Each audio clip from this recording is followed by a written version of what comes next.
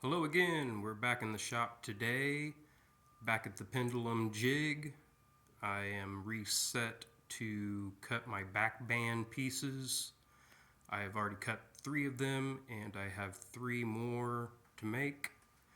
So I have put a new pivot block on to match the thickness of the material I'm using for the back band, which is a full 1-inch thick MDF.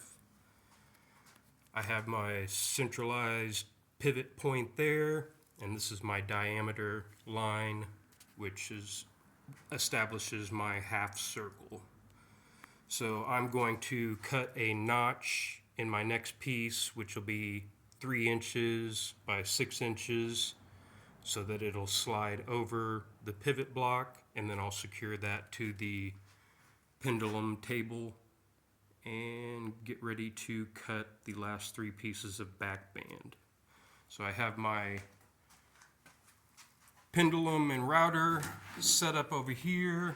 Since I've already done this, I have marked on my jig and left the screws in place for the 5 cuts I have to make, starting with number 1, 2, 3, 4, and 5. And that'll finish up my last 3 pieces of arched back band. This is the piece for my next 3 arches. Since each one is a little bit larger than the other in size, I am able to get all 3 pieces out of this one slice of 1-inch MDF here. I have my 3-inch by 6-inch notch marked out, and I'm going to use my jigsaw to remove that material.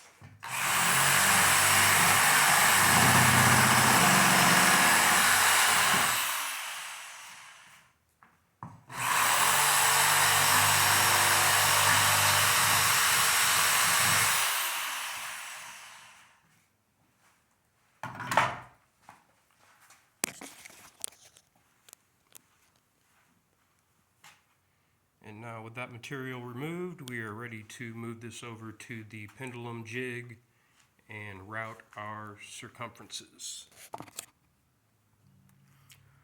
I am all set up now on the pendulum jig. I have my piece lined up with my diameter line and my pendulum set on the first position that I need to cut.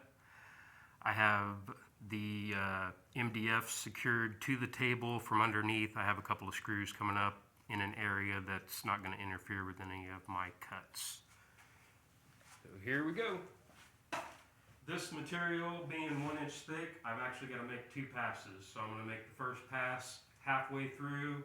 I'm going to reset the router to the full depth and make the second pass going the opposite direction.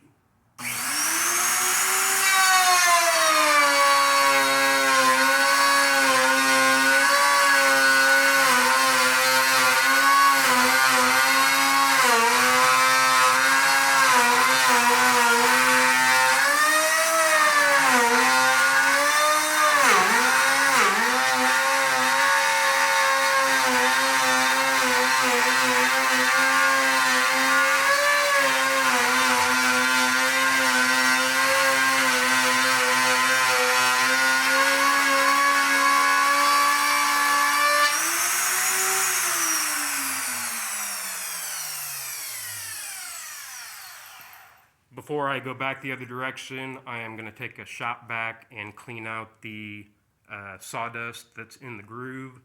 That stuff can get really compact and can create interference with your router bit. Also, if it gets hot enough, it can ignite, and you don't want that. Now I have the dust cleared from the groove, and it's a good thing because it was very compact in there. I had to take a straight edge down through to loosen it up so the vacuum would suck up the rest of the dust. But anyway, it's gone, so I'm going to reset this router and make my second pass.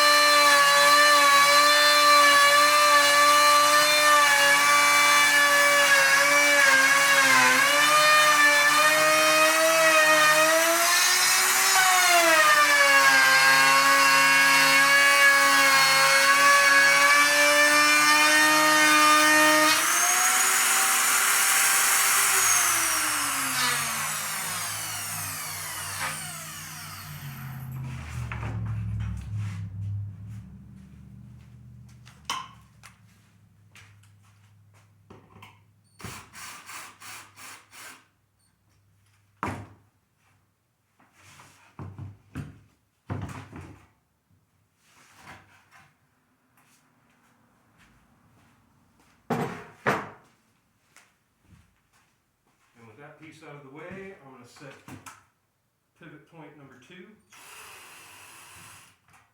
Drop that down.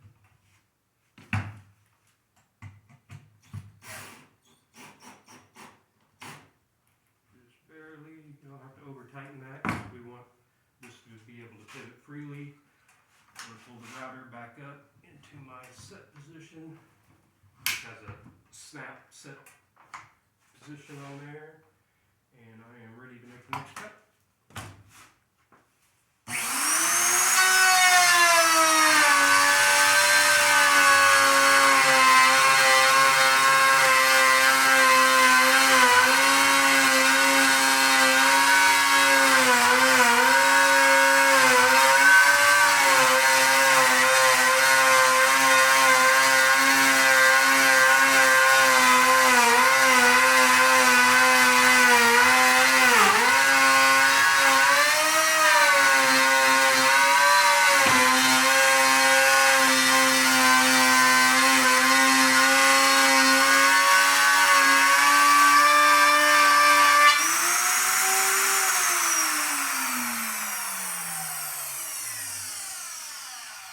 Grab the shop vac, clean that out, and then make pass number 2.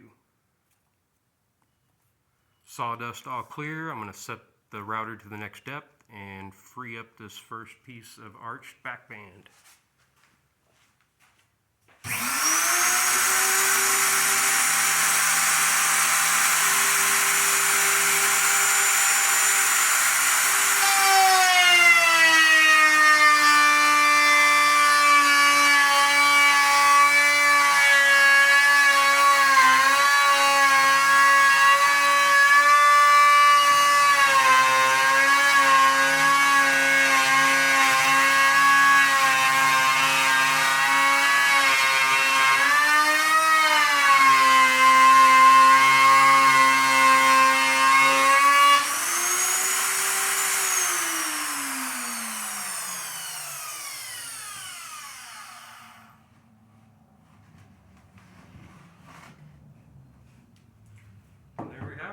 First piece of backband material. I have the router set up to do the radius edges on that. Otherwise, I'm going to go ahead and cut out my next 2 pieces, and I'll show you my setup for cutting up the small radius on the outside. The next setup for the backband will be radiusing the 2 outside edges. I have my router set up with an 1/8 inch roundover bit and ready to go.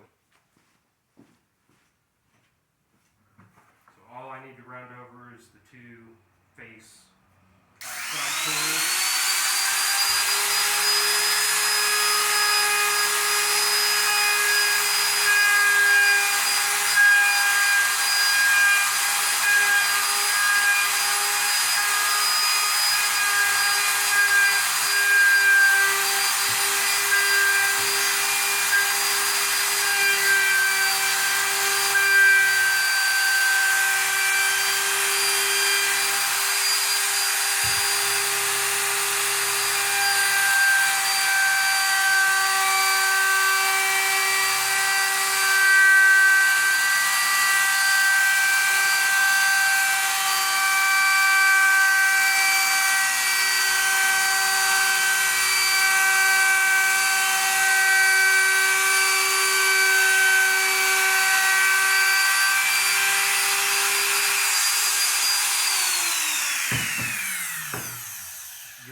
careful. This router has a bearing on the end, so that bearing rides against your material and gives you that perfect 1/8 inch radius. As you get to your ends here, since these are the finished cut ends, you just want to be careful that your router does not continue around that corner.